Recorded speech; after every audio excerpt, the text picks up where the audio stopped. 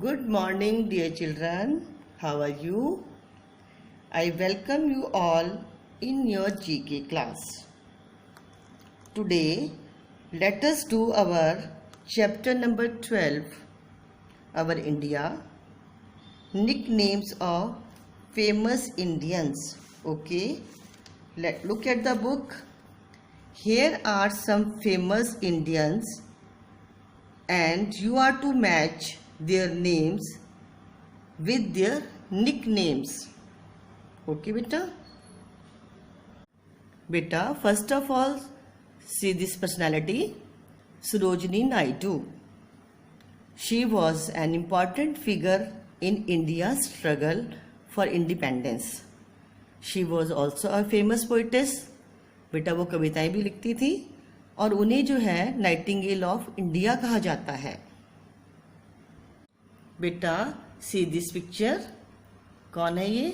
अमिताभ बच्चन, बॉलीवुड के सबसे लोकप्रिय अभिनेता हैं.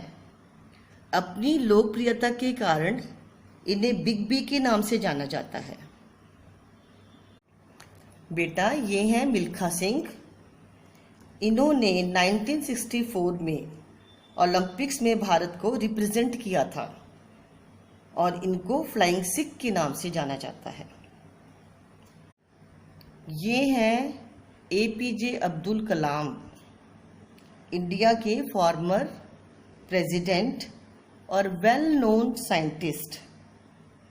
इन्हें मिसाइल मैन के नाम से भी जाना जाता है. बेटा ये हैं रविंद्रनाथ टैगोर. इन्होंने नेशनल एंथम को कंपोज किया था और ये नोबेल प्राइज विनर भी हैं. उन्हें गुरुदेव के नाम से जाना जाता है. बेटा सी दिस पर्सनैलिटी, ये जो है लता मंगेशकर है, इंडिया की प्लेबैक सिंगर, और इन्हें भारत रत्न से नवाजा गया था और इन्हें क्वीन ऑफ मेलोडी भी कहा जाता है. बेटा सी दिस पिक्चर, ये हैं महात्मा गांधी, हमारे फ्रीडम फाइटर और ग्रेट लीडर. इन्हें फादर ऑफ नेशन भी कहा जाता है और लोग इन्हें बापू के नाम से जानते हैं. बेटा देखो इन्हें कौन नहीं जानता, ये हैं Sachin Tendulkar, one of the greatest batsman of India.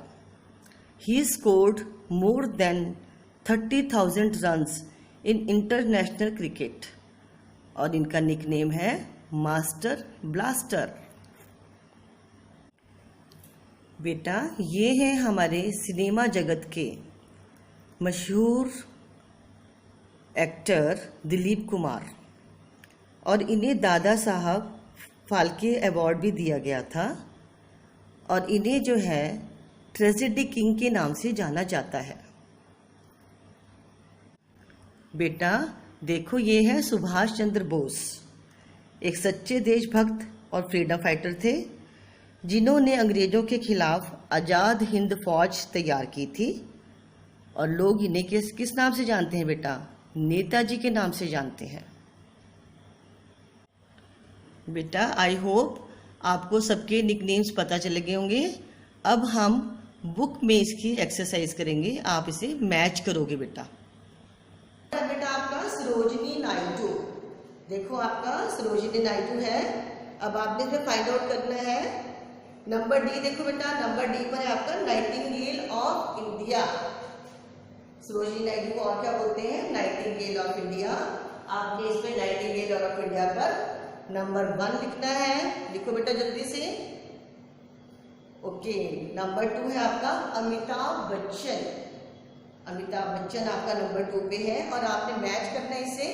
देखो अपना बुक में फाइंड आउट करो कौन से नंबर पर है. बिग बी, यस, ई नंबर पर आपका है और आप वहां पर डालोगे नंबर 2. बिग बी पर नंबर 2. अब नंबर 3 है आपका मिल्खा सिंह. मिल्खा सिंह जो है आपका नंबर 3 है और अब इसमें देखोगे कौन से नंबर पर है ये. फाइंड आउट बेटा, देखो जरा जल्दी से. यस, ये है आपका 8 नंबर पर फ्लाइंग सिख. और अब फ्लाइंग सिख के सामने कौन सा नंबर पर डालोगे, नंबर 3 लिखोगे वहां पर बच्चे। अब नंबर 4 पर आ जाओ, लिख लिया आपने नंबर 3 बेटा? यस। अब आ जाओ आप नंबर 4 पे। 4 पर आपका है डॉक्टर APJ अब्दुल कलाम। अब उसे उनका निकनेम क्या था बेटा? उनको किस नाम से जाना जाता है?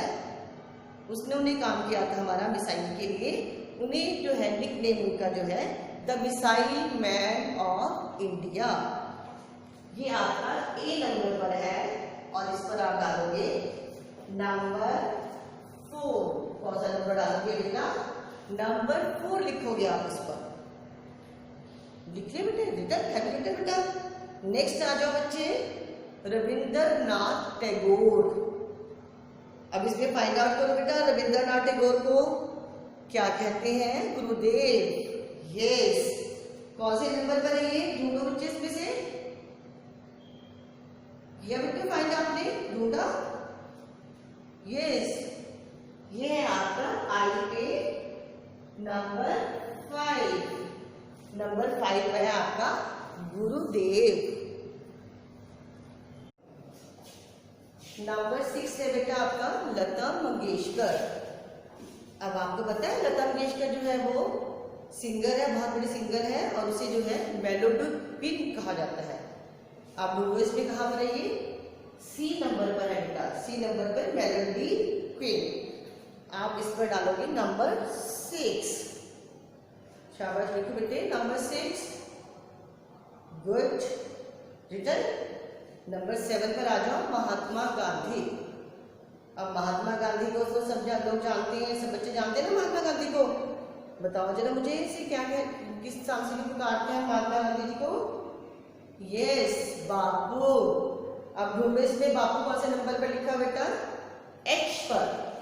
H नंबर पर हमारा जो है वो बापू लिखा हुआ है और वहां पर आप क्या डालोगे? क्या लिखोगे? नंबर 7। लिख लिया बच्चों? Very good. Now come to the number 8, Sachin Tendulkar. Famous cricketer है, आपको पता होगा। Very good. हाँ मुझे पता है, आपको सबको पता है। क्या बोलते हैं इनको? Master blaster. अब देखो मास्टर ब्लास्टर कौन से नंबर पर है? Find out. सारे बच्चे देखो अपनी बुक में, सबसे लास्ट में देखो, ये सबसे लास्ट में बच्चे दिया हुआ है ये मास्टर ब्लास्टर J नंबर पर। कौन सा नंबर लिखने वाले हो आप इसमें बच्चे? इस पर आप लिखोगे number 8। Have you written? Good. Now come to 9 number, Dilip Kumar. ये हमारे जो है फेमस एक्टर हैं। आपको पता है इन्हें क्या, इनका निकनेम क्या है बच्चे? Tragedy king. इनको ट्रेजेडी किंग के नाम से भी जाना जाता है। और ये ढूंढो आपकी बुक में कौन से नंबर पर है? यस, G नंबर पर। फाइंड आउट करो बेटा, G नंबर पर आपका लिखा हुआ है वहां पर ट्रेजेडी किंग। कौन सा नंबर लिखने वाले उस पे आप बच्चे? नंबर 9। Very good. लिख लिया बेटा आपने नंबर 9। चलो अब आओ नेक्स्ट, लास्ट है आपका सुभाष चंद्र बोस। सुभाष चंद्र बोस को आपको पता है, आई नो, पता है आपको क्या बोलते हैं, किस नाम से जानते हैं हम सुभाष चंद्र बोस को बेटे? यस, नेताजी। नेताजी के नाम से जानते हैं। अब आप इसमें देखो आपकी बुक में नेताजी कौन से नंबर पर है बच्चे? मिल गया? Got it? Yes, B number पर है आपका नेताजी लिखा हुआ है और वहां पर आप कौन सा नंबर लिखोगे? Number 10। I hope you have written. Okay, आज मैं आपको क्विट इंडिया मूवमेंट के बारे में बता रही हूँ, जो 9 अगस्त को 1942 में शुरू हुआ था। इसे हिंदी में भारत छोड़ो आंदोलन या अगस्त क्रांति भी कहते हैं। इसे इंडिया से ब्रिटिश रूल को ख़त्म करने के लिए किया गया था। ये आंदोलन महात्मा गांधी जी द्वारा मुंबई अधिवेशन में 8 अगस्त को शुरू किया गया था। ये अंग्रेज़ों के खिलाफ इंडिया को इंडिपेंडेंस दिलाने का एक अभियान था। तो इसके लिए 8 अगस्त 1942 को सभी राजनेताओं ने अंग्रेज़ों को भारत से निकालने के लिए मुंबई में एक बैठक की और इस बैठक की लीडरशिप स्वयं गांधी जी ने की और सब देशवासियों को गांधी जी ने एक मंत्र दिया, डू और डाई। या तो अंग्रेज इस देश से चले जाएंगे या फिर हम देश के लिए शहीद हो जाएंगे। अंग्रेज़ों द्वारा सारे देश में लाठीचार्ज, गोलाबारी और बिना किसी कारण लोगों को पकड़कर जेलों में डाला जाने लगा। लोग बहुत नाराज हो गए। लोगों ने भी गुस्से में रेलवे ट्रैक्स तोड़ डाले। पुलिस और आम लोगों में लड़ाई होने लगी। सारा कम्युनिकेशन बंद होने लगा। अंग्रेज़ों ने सारे समाचार पत्रों, रेडियो स्टेशनों आदि को बंद कर दिया ताकि राजनेताओं को देश के बारे में कुछ भी पता ना चले। इस आंदोलन में लगभग 60,000 लोगों को बिना किसी कारण से जेलों में डाल दिया गया और कई हजार लोग मारे गए। ऐसे में लोगों की भीड़ में से जयप्रकाश नारायण, अरुणा आसिफ अली, राम मनोहर लोहिया और SM जोशी ने आंदोलन की बागडोर संभाली। इन नेताओं ने छिपकर लोगों का नेतृत्व किया और इस समय तक लोगों में गुस्सा व जोश भर गया था।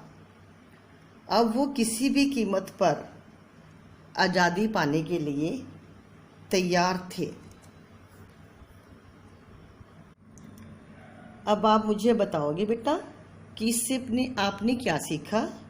यस, हमें अपने देश की रक्षा के लिए हमेशा तैयार रहना चाहिए और मिलकर काम करना चाहिए। मेरे साथ बोलोगे बेटा?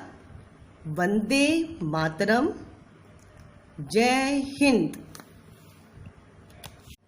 स्टूडेंट्स, आज मैं आपको 2 इम्पॉर्टेंट डेज़ के बारे में बताऊंगी और वो 2 इम्पॉर्टेंट डेज़ हैं, पहला हिरोशिमा डे और दूसरा नागासाकी डे। हिरोशिमा और नागासाकी जापान की 2 सिटीज़ का नाम है। अब हम हिरोशिमा डे और नागासाकी डे क्यों मनाते हैं उसके बारे में मैं आपको बताऊंगी। During world war II, US B-29 bomber dropped an atom bomb on Hiroshima. उस समय अमेरिका ने 6 अगस्त 1945 को जापान के हिरोशिमा में एटम बम गिरा दिया और उस एटम बम का नाम था लिटिल बॉय। इस एटम बम के गिरने से पूरा शहर डिस्ट्रॉय हो गया, ख़त्म हो गया, कुछ भी नहीं बचा। वहाँ पर जितनी बिल्डिंग्स थी, घर थे, लोग थे, सब खत्म हो गया। और इस अटैक में हिरोशिमा के 1,40,000 लोगों की जान चली गई। बहुत ज़्यादा तबाही हुई। इसीलिए हम हर साल 6 अगस्त को हिरोशिमा डे मनाते हैं। अब हम बात करते हैं नागासाकी डे की। बेटा, 3 दिन बाद 9 अगस्त 1945 को अमेरिका ने फिर जापान पर बम गिरा दिया। इस बार उन्होंने एटम बम कहाँ गिराया? नागासाकी में। बेटा, नागासाकी भी बिल्कुल ख़त्म हो गया था पूरी तरह से। जो बम वहाँ गिराया गया उसका नाम था फैट मैन और इस कारण नागासाकी में 65,000 लोगों की डेथ हो गई थी और शहर बिल्कुल ख़त्म हो गया था। इसी की याद में हर साल 6 अगस्त को हिरोशिमा डे और 9 अगस्त को नागासाकी डे मनाया जाता है ताकि हम लोगों को यह संदेश दे सकें कि हर लड़ाई झगड़ा शांतिपूर्वक सुलझाना चाहिए और लड़ाई झगड़े में बेटा क्या होता है, हमेशा नुकसान ही होता है। अब देखो मैंने आपको बताया कि इन दोनों देशों की लड़ाई में दोनों शहर बिल्कुल ख़त्म हो गए, वहाँ पर कितने सारे लोगों की जान चली गई। इसीलिए बेटा हमें हर लड़ाई झगड़े को शांति से सुलझाना चाहिए, ठीक है। किसी को मारना नहीं चाहिए, किसी की बात जो है आपस में शांति से सुलझानी चाहिए। झगड़े से बेटा नुकसान ही होता है, चाहे वो दो देशों का हो या लोगों का, ठीक है बेटा। आई होप आप सभी को मेरी ये स्टोरी पसंद आई होगी बेटा। Thank you.